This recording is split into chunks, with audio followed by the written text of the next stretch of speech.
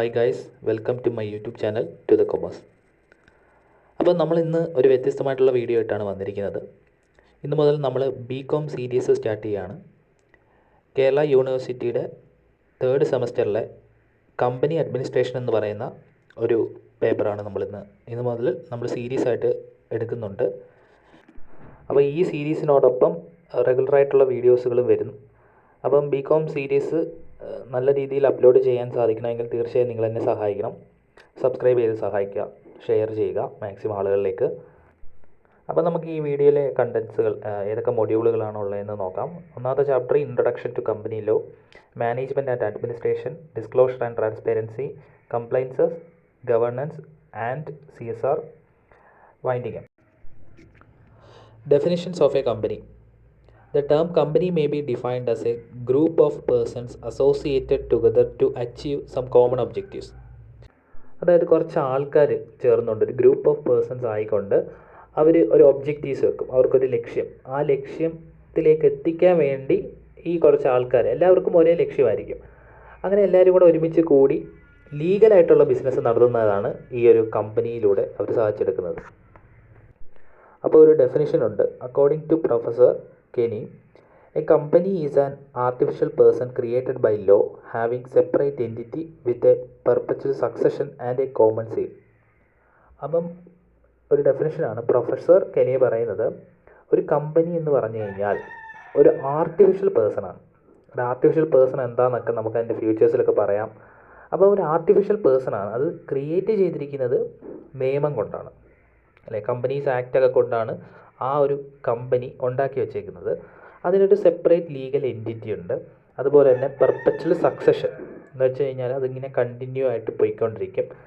അതുപോലെ തന്നെ ഒരു കോമൺ സീലും കാണും. അതായത് നമുക്കൊക്കെ ഒരു ഐഡൻറ്റിറ്റി വെളിപ്പെടുത്തുന്ന സിഗ്നേച്ചറൊക്കെ ഉള്ളതുപോലെ കമ്പനിക്കും അവരുടേതായിട്ടുള്ള സീലുകളും കാണും.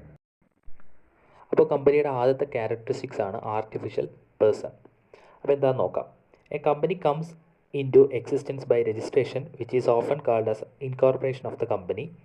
On incorporation, a company become an artificial legal person in the eyes of law with a distinctive name and perpetual succession. It is considered as an artificial person because it has no body, no soul like a natural person. അതായത് നമ്മളെ പോലെ ഒരു tangible ആയിട്ടുള്ള, അതായത് അവിടുത്തെ ഒരു building കാണും ഒരു കമ്പനിയെ സംബന്ധിച്ചിടത്തോളം. പക്ഷേ ഒരു നാച്ചുറൽ പേഴ്സണെ പോലെ അവിടെ ഒരു സോളോ ഒരു ബോഡിയോ ഒന്നും കാണത്തില്ല. പക്ഷേ നമുക്ക് ചെയ്യാൻ പറ്റുന്ന പല കാര്യങ്ങൾ, ലീഗലായിട്ടുള്ള പല കാര്യങ്ങളും ഉണ്ടല്ലോ, അതെല്ലാം കമ്പനികൾക്കും ചെയ്യാം. അപ്പോൾ കമ്പനി എന്ന് പറയുന്നത് യഥാർത്ഥത്തിൽ ഒരു വ്യക്തിയല്ല, ഒരു നാച്ചുറൽ പേഴ്സൺ അല്ലെങ്കിലും ഒരു നാച്ചുറൽ പേഴ്സണ് ചെയ്യാൻ പറ്റുന്ന പല കാര്യങ്ങളും ലീഗലായിട്ട് കമ്പനികൾക്ക് ചെയ്യാം. അപ്പോൾ അതിനുള്ള പവർ ഒരു കമ്പനി ഇൻകോർപ്പറേറ്റ് ചെയ്യുന്നതിലൂടെ അവർക്ക് കിട്ടും. ഇൻകോർപ്പറേഷൻ എന്ന് പറഞ്ഞു കഴിഞ്ഞാൽ നോർമലി ഒരു കമ്പനി രജിസ്റ്റർ ചെയ്യുകയാണ്. അപ്പോൾ ആ കമ്പനി രജിസ്റ്റർ ചെയ്യുന്നതിലൂടെ കമ്പനിക്ക് ഒരു നാച്ചുറൽ പേഴ്സൺ അല്ലെങ്കിലും നാച്ചുറൽ പേഴ്സണിന് പറ്റുന്ന പല കാര്യങ്ങളും കമ്പനികൾക്ക് ലീഗലായിട്ട് ചെയ്യാൻ സാധിക്കും. അപ്പോൾ അതാണ് ഒരു കമ്പനി ഒരു ആർട്ടിഫിഷ്യൽ പേഴ്സൺ ആണെന്ന് പറയാം. അടുത്ത ഒരു ഇമ്പോർട്ടൻ്റ് ആയിട്ടുള്ള ഒരു ക്യാരക്ടറിസ്റ്റിക്സ് ആണ് voluntary association. Joint stock company is A form of business organisation. It may be described as a voluntary association of many persons who contribute capital to a common fund and employ it to carry on a definition business activity to share profits. അപ്പം joint stock ഏതൊരു company ആയിക്കോട്ടെ, ഏതൊരു company ആണെങ്കിലും ആ company മുന്നോട്ട് പോകണമെങ്കിൽ അല്ലെങ്കിൽ ആ കമ്പനി നടത്തണമെങ്കിൽ പോലും കമ്പനിക്ക് ആവശ്യമായിട്ടുള്ള ഫണ്ട് വേണം, അല്ലേ? നമുക്ക് ഏതൊരു ബിസിനസ് തുടങ്ങണമെങ്കിൽ അതിന് മേജറായിട്ടുള്ള ഒരു കാര്യമാണ് ഫണ്ട്. അപ്പം പല രീതിയിൽ, അല്ലേ, പല ആൾക്കാരാണല്ലോ, നമ്മൾ നേരത്തെ പറഞ്ഞ പോലെ തന്നെ ഗ്രൂപ്പ് ഓഫ് പേഴ്സൺസ് ആണ് ഒരു കമ്പനിയിൽ ജോയിൻ ചെയ്യുന്നത്. അപ്പോൾ ഇവരെല്ലാവരും കോമൺ ഒബ്ജക്റ്റീവ്സും കാണുമല്ലോ. അപ്പം ഒരു ക്യാപിറ്റൽ കോൺട്രിബ്യൂഷൻ, ഓക്കെ. അപ്പോൾ എല്ലാവരും എന്ത് ചെയ്യണം? അവരുടെ രീതിയിൽ ക്യാപിറ്റൽ കോൺട്രിബ്യൂട്ട് ചെയ്യണം. അപ്പോൾ ഈ ക്യാപിറ്റൽ ഫണ്ടായിട്ടായിരിക്കും കോൺട്രിബ്യൂട്ട് ചെയ്യുന്നത്. ഇത് വെച്ച് കണ്ടാണ് ഇവർ ബിസിനസ് റൺ ചെയ്യുന്നത്. അപ്പോൾ നമ്മൾ പറഞ്ഞു വരുന്നത് ഒരു വോളണ്ടറി അസോസിയേഷൻ ഈ കമ്പനിക്ക് സാധ്യമാണ്. ആർക്ക് വേണമെങ്കിലും അവരുടെ ഇഷ്ടത്തിന് ഫണ്ട്, അതിന് ഇന്ന ആളെന്നൊന്നുമില്ല, ആർക്ക് വേണമെങ്കിലും അവരുടെ ഇഷ്ടത്തിന് പണം കൊണ്ടുവരാവുന്നതാണ്. അതുപോലെ തന്നെ ഓരോ കമ്പനിക്ക് അതിൻ്റേതായിട്ടുള്ള ലിമിറ്റ് ഉണ്ട്. പബ്ലിക് കമ്പനി, പ്രൈവറ്റ് കമ്പനി, അങ്ങനെയൊക്കെ തിരിച്ചിട്ടുണ്ട്. അതൊക്കെ മറ്റൊരു വീഡിയോയിൽ നമുക്ക് ഡിസ്കസ് ചെയ്യാം. അപ്പോൾ ഇതിനകത്ത് ഇത്രേ പറയുന്നുള്ളൂ. ഒരു വോളണ്ടറി അസോസിയേഷൻ എന്ന് വെച്ചാൽ ഏതൊരു വ്യക്തിക്കും വോളണ്ടറി ആയിട്ട് ഇൻവോൾവ് ചെയ്യാൻ പറ്റും ഒരു കമ്പനിയിൽ. അടുത്ത ക്യാരക്ടറിസ്റ്റിക്സ് ആണ് incorporated association. A company must be incorporated or registered under companies act. അപ്പം കമ്പനീസ് ആക്ട് പ്രകാരമായിരിക്കണം ഒരു കമ്പനി രജിസ്റ്റർ ചെയ്യേണ്ടത്. അടുത്താണ് share capital. Finance required by the company for its business activities collected from public. The money so raised is called the capital of the company, which is usually divided into different units of fixed amount. These units are called shares. The person who hold the share of company are called members or shareholder of the company. അപ്പോൾ നമ്മൾ ഒരു പ്രാവശ്യം പറഞ്ഞായിരുന്നു, ഒരു company form ചെയ്യണമെങ്കിൽ share അല്ലേ, fund തന്നെയാണ്. അതായത് ഒരു ഫണ്ട് അല്ലെങ്കിൽ ഒരു മണി ഉണ്ടെങ്കിൽ മാത്രമേ കമ്പനീസിന് ഫോം ചെയ്യാൻ സാധിക്കത്തുള്ളൂ. അപ്പോൾ പല ആൾക്കാർക്ക്, അപ്പോൾ കമ്പനിക്ക് എന്ത് ചെയ്യാം, ഇത്ര ഹ്യൂജ് എമൗണ്ട് വേണമെങ്കിൽ അവർക്ക് സ്വന്തമായിട്ട് കൊണ്ടുവരാൻ പറ്റില്ല. അപ്പം നമ്മളെ പോലെയുള്ള പബ്ലിക് വേണം അത് വാങ്ങിക്കാൻ, ഷെയറായിട്ട് വാങ്ങാൻ. അപ്പം നമ്മൾ പണം കൊണ്ടിടുമ്പോൾ നമുക്ക് ഷെയർ എന്ന് പറയുന്ന ഷെയർ സർട്ടിഫിക്കറ്റ് ഒക്കെ ഇഷ്യൂ ചെയ്ത് തരും, ഒരു ഷെയർ നമുക്ക് തരും. അപ്പം നമ്മളവിടുത്തെ ഓണേഴ്സായി മാറി. അതായത് നമ്മൾ കമ്പനിക്കൊരു സഹായം ചെയ്യുകയാണ്, എന്ത് ഫണ്ട് കൊടുത്ത് സഹായിക്കുമ്പോൾ നമ്മൾ അവിടുത്തെ ഒരു ഷെയർ ഹോൾഡർ അല്ലെങ്കിൽ ഒരു ഓണറായിട്ട് മാറുവാണ്. അപ്പോൾ അതിൻ്റെ ഇതായിട്ട് നമുക്കൊരു അവിടുന്ന് ഒരു ഷെയർ കിട്ടും. അടുത്തയാണ് separate legal entity. It is an important characteristics of a company that it is separate legal entity. It means the existence of a company is independent and separate from its members. അതായത് കമ്പനിയുടെ വളരെ important ആയിട്ടുള്ളൊരു characteristics ആണ് company ഒരു separate legal എൻറ്റിറ്റിയാണ്. അതായത് നിയമം കൊണ്ടാണ് company ഉണ്ടാക്കിയിരിക്കുന്നത് എന്നൊക്കെ നമ്മൾ പറഞ്ഞല്ലോ. അപ്പോൾ കമ്പനി വേറെ, മെമ്പേഴ്സ് വേറെ. കമ്പനിക്ക് അവരുടേതായിട്ടുള്ള, അതായത് ആർട്ടിഫിഷ്യൽ പേഴ്സൺ ആണല്ലോ, അപ്പോൾ അവരുടേതായിട്ടുള്ള കുറേ ലീഗലായിട്ടുള്ള കാര്യങ്ങളൊക്കെ ചെയ്യാൻ സാധിക്കും. അതുകൊണ്ട് തന്നെ കമ്പനിയും മെമ്പേഴ്സും സെപ്പറേറ്റ് ആണെന്നാണ് പറയുന്നത്. അപ്പോൾ ഒരു കമ്പനിയെ സംബന്ധിച്ചിടത്തോളം വളരെ ഇമ്പോർട്ടൻ്റ് ആയിട്ടുള്ളൊരു ക്യാരക്ടറിസ്റ്റിക്സ് ആണ് സെപ്പറേറ്റ് ലീഗൽ എൻറ്റിറ്റി. അടുത്തതാണ് perpetual succession. The term perpetual succession means the continuous existence. The company has perpetual succession, that is, company never dies. The member of a company may change from time to time, but it does not affect the company's continuity. അപ്പോൾ പല കാരണങ്ങൾ കൊണ്ട് അവിടുത്തെ മെമ്പേഴ്സിന് പോകേണ്ടി വരും company വിട്ട്. അതായത് ചിലപ്പം കമ്പനിയിൽ മെമ്പേഴ്സിൻ്റെ ഡെത്ത് ആവാം, അല്ലെങ്കിൽ ഒരു മെമ്പേഴ്സ് ഇൻസോൾവൻ്റ് ആയി, അല്ലെങ്കിൽ ഇൻസാനിറ്റി ആയി. അപ്പോൾ അത്തരം സാഹചര്യങ്ങളിൽ മെമ്പേഴ്സിന് കമ്പനിയിൽ നിന്നും പോകേണ്ടി വരും, അല്ലെങ്കിൽ മെമ്പേഴ്സിന് കമ്പനിയിൽ തുടരാൻ പറ്റാത്ത വരുന്ന സാഹചര്യത്തിൽ, എന്നാലും അങ്ങനൊരു സാഹചര്യം ഉണ്ടായാലും ഒരു കമ്പനി അവിടെ സ്റ്റോപ്പ് ചെയ്യത്തില്ല. കമ്പനി എന്ത് ചെയ്യും, ഇതിങ്ങനെ റൺ ചെയ്തുകൊണ്ടേയിരിക്കും. അടുത്ത ആൾക്കാർക്ക് മെമ്പേഴ്സായിട്ട് വന്ന് കമ്പനി എന്ത് ചെയ്യും, ഇങ്ങനെ ലോങ് റണ്ണായിട്ട് മൂവ് ചെയ്യും. Separate property.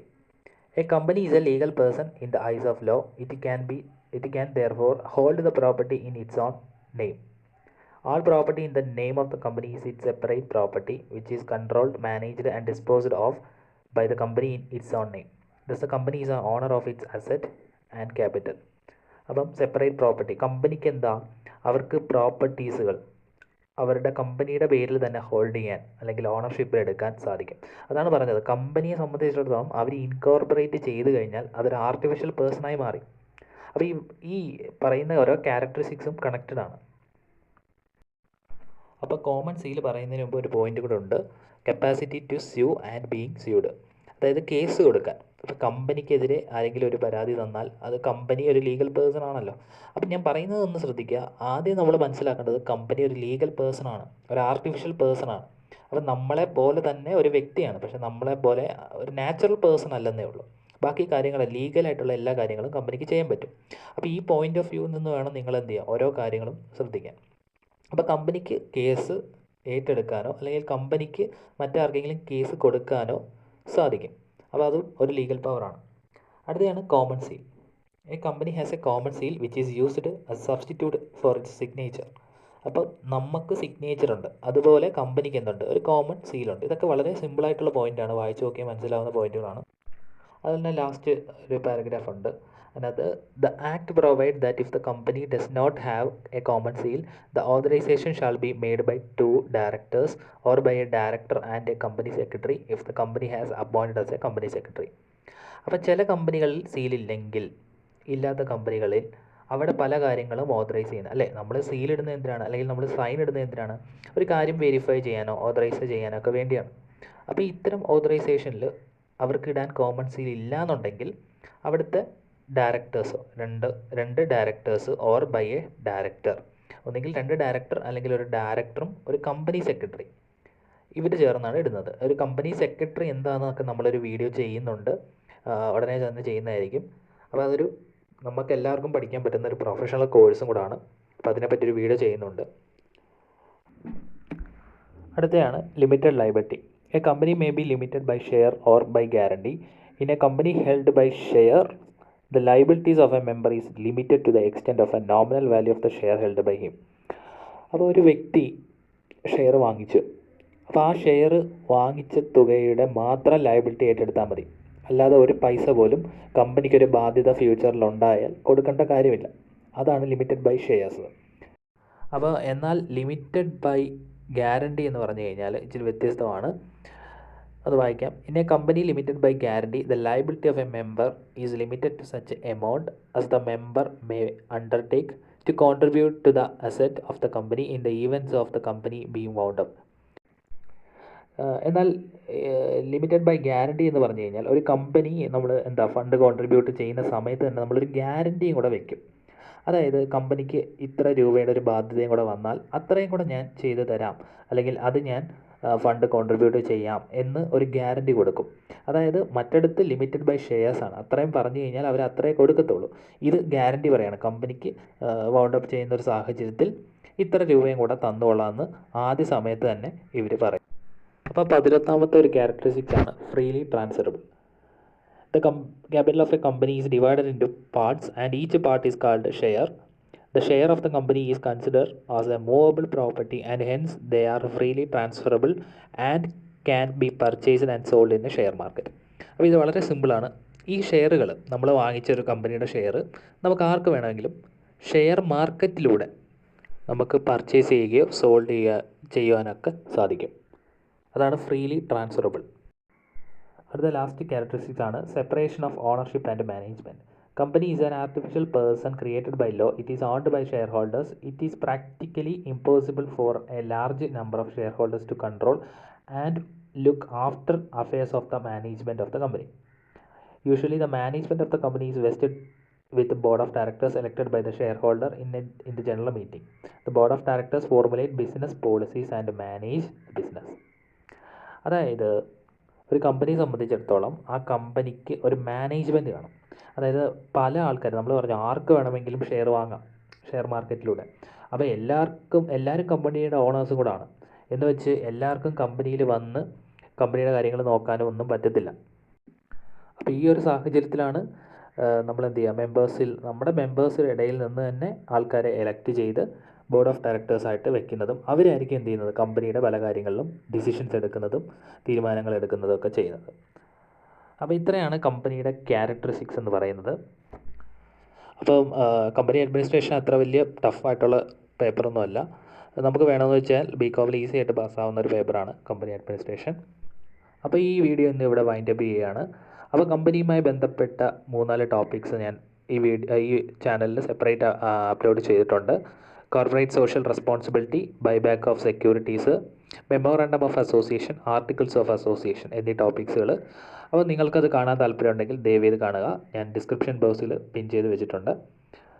അപ്പോൾ ഈ വീഡിയോ യൂസ്ഫുൾ ആയെങ്കിൽ മാക്സിമം ആളിലേക്ക് ഷെയർ ചെയ്യുക. എൻ്റെ ചാനലൊന്ന് സബ്സ്ക്രൈബ് ചെയ്യുക.